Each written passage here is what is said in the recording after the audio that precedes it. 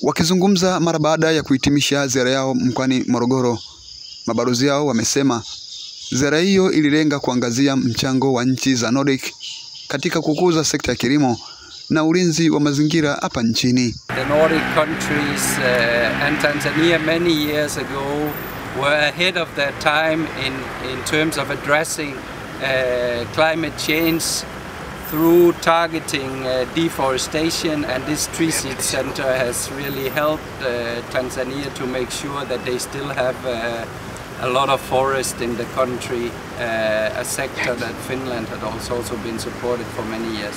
Every year, the 4 Nordic countries here in Tanzania, Denmark, Sweden, Norway and Finland, we come together on a specific team, which is like an important team for that moment.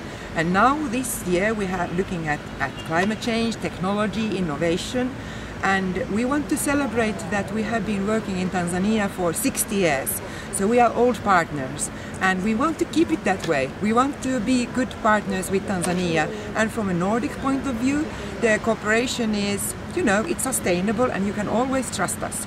Wakiwa mkoani Morogoro wametembelea wakala wa huduma za misitu Tanzania TFS, chuo kikuu cha Sokoine cha kilimo SUA, pamoja na ushirika wa wahitimu wa chuo kikuu cha Sokoine cha kilimo SUA SUGECO.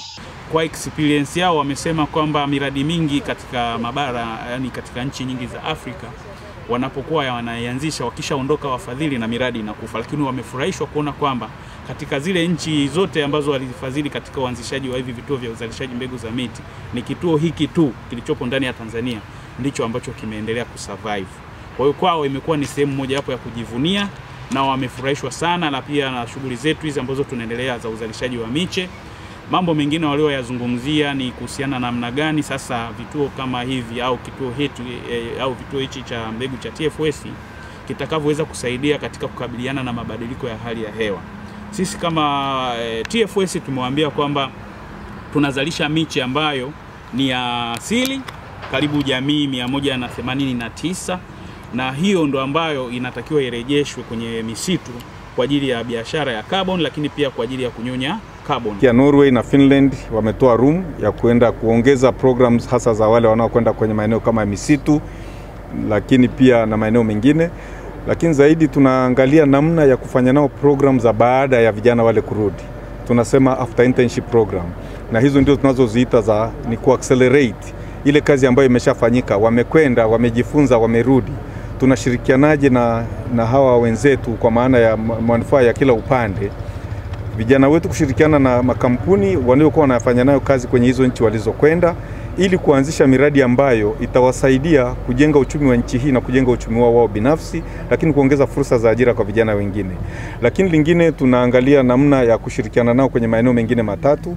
La kwanza ni eneo la tunashirikiana na kampuni za Denmark. Sasa hivi tuko kwenye mkakati ya kuanzisha kituo cha umahiri cha uzalishaji wa mbegu za nguruwe. Tunasema AI Insemination Center, a modern insemination center ya nguruwe kwa hapa Morogoro, kwa kushirikiana na Danben Companies ya Denmark. Lakini lingine tunashirikiana nao kuangalia uwezekano, na pengine kwa kushirikiana na SUA, wa namna ya kuongeza programu ambazo tunasema ni kama sandwich.